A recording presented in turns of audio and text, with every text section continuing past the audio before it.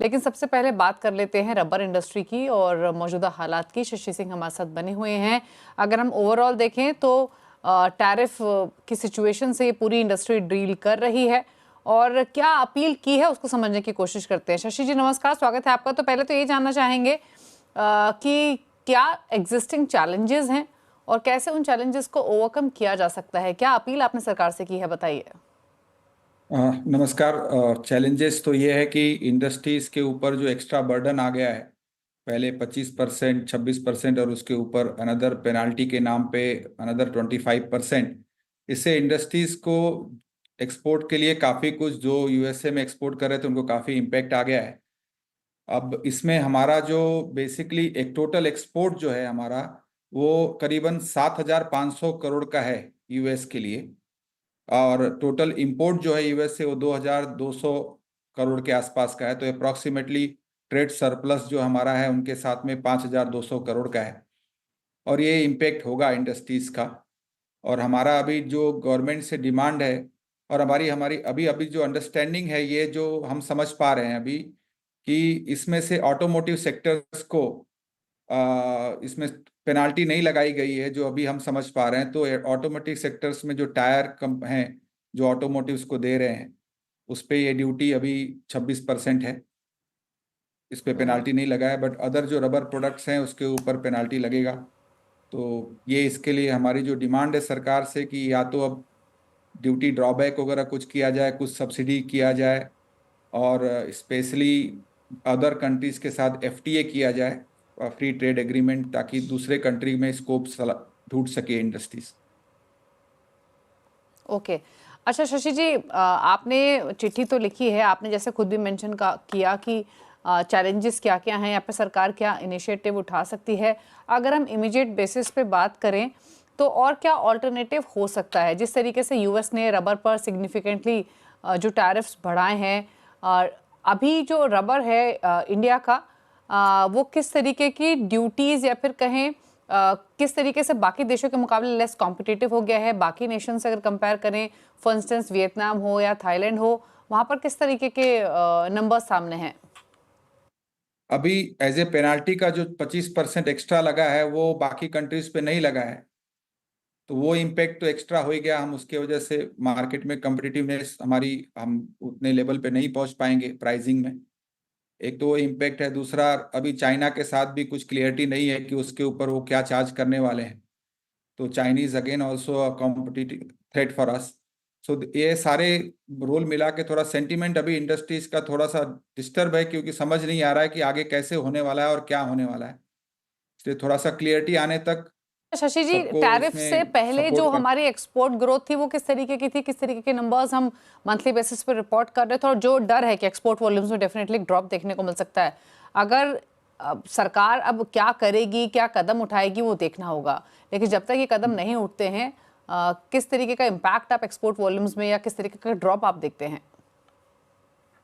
Immediately तो इस पे कुछ कह पाना बहुत मुश्किल है। जैसा मैंने आपको कहा कि 5,200 करोड़ का डिफरेंस है। मतलब जो इंपोर्ट है वो हमारा उनके साथ में 2,200 करोड़ का है रबर रिलेटेड प्रोडक्ट्स का, और जो हमारा एक्सपोर्ट है वो 7,500 करोड़ का है। तो जो ये डिफरेंस है 5,200 करोड़ का, ये इसके ऊपर ये तो इम्पेक्ट 100% आने वाला है। और ये किस तरह से धीरे धीरे अभी अभी क्या हो रहा है कि जो आपके बायर हैं, जो अमेरिकन बायर है, वो भी स्टॉक रखना, हाँ, अब वो थोड़े से ऑर्डर कैंसलेशन पे मूड में है। कुछ ने होल्ड कर रखा है ऑर्डर्स को कि नहीं अभी मत भेजिए, क्योंकि हमारे यहाँ भी कुछ क्लियरिटी नहीं है।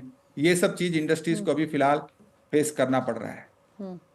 अच्छा, एक चीज़ और बताइए। मैं रबर इंडस्ट्री की नहीं, मैं इन जनरल बात कर रही हूँ। हमारी काफ़ी बातचीत हुई कुछ ऑटोमोटिव कंपनीज के साथ जिनका यूएस में काफ़ी ज़्यादा एक्सपोजर है। कई कंपनीज का कहना यह है कि वो बायर्स से बातचीत कर रहे हैं, कस्टमर से बातचीत कर रहे हैं, और पॉसिबिलिटी है कि कस्टमर्स वो इस इंक्रीज कॉस्ट को एब्जॉर्ब कर लेंगे। शायद थोड़ा लैग हो सकता है। क्या ये सिनेरियो कंपनी टू कंपनी या बहुत स्पेसिफिक रहेगा? इन जनरल शायद इस तरीके के इम्प्लीकेशंस ना हो, जैसे आपने मेंशन भी किया।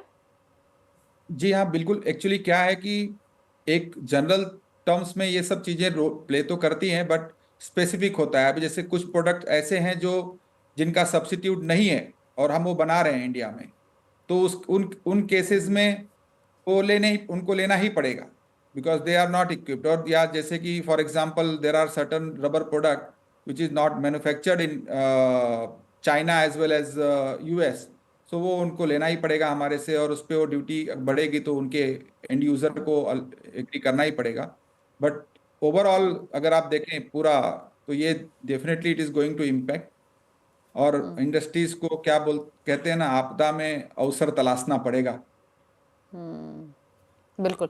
एक एक एक फाइनल क्वेश्चन आपसे सर, आपने हालांकि जो लेटर लिखा है गवर्नमेंट को, काफ़ी सारी विश लिस्ट आपने शेयर की है, या फिर आपने क्या किया जा सकता है उन स्टेप्स के बारे में कहा है, फिर चाहे वो एफटीए नेगोशिएशंस हो या एक्सपोर्ट इंसेंटिव्स हो या इंटरेस्ट फ्री लोन्स हो, सब्सिडीज़ हो, आपके हिसाब से इस पूरी लिस्ट में से क्या वो 2-3 चीज़ें इंपॉर्टेंट हैं या फिर बहुत इंपॉर्टेंट है जो इमीडिएटली सरकार कर सकती है और करनी चाहिए इस इंडस्ट्री को प्रोटेक्ट करने के लिए?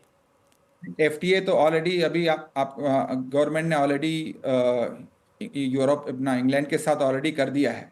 एफटीए ऑलरेडी साइन हो गया, जिसका अच्छा स्कोप नजर आ रहा है रबर इंडस्ट्रीज के लिए।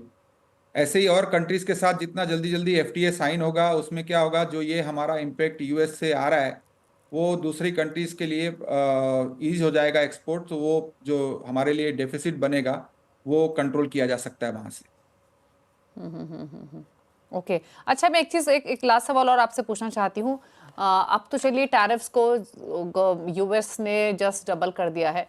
इससे पहले जब हमने अप्रैल में देखा था 26% के आसपास की टैरिफ अनाउंसमेंट की थी, तब भी ये बात सामने आई थी रबर इंडस्ट्री के पर्सपेक्टिव से कि कई कंपनियां हैं यूएस में जो ऑर्डर्स हॉल्ट कर रही हैं, कैंसिलेशंस कर रही हैं।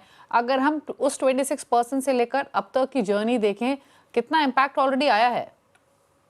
देखिए, जो पहले जो 26% आया था उस टाइम पे जो मेजर कॉम्पिटिटिव कंट्री हैं हमारे, चाइना वगैरह, उन पे हमसे ज़्यादा ड्यूटी थी, तो उसका इम्पैक्ट इतना नहीं आया। बट अब जो ये हो रहा है इसमें हम हाईएस्ट हो जा रहे हैं जो हमारे कॉम्पिटिटिव कंट्रीज हैं, तो उसकी वजह से इम्पैक्ट अब ज़्यादा होगा। ओके चलिए, शुक्रिया शशि जी पूरी सिचुएशन समझाने के लिए, इंडस्ट्री के हालात पर चर्चा करने के लिए। और उम्मीद तो ये करते हैं कि कुछ स्टेप सरकार की तरफ से डेफिनेटली लिए जाएं इस इंडस्ट्री को प्रोटेक्ट करने के लिए, या फिर एमएसएमईज के बिजनेस को प्रोटेक्ट करने के लिए। थैंक यू सो मच इसका ऊपर बातचीत करने के लिए। लेकिन चलिए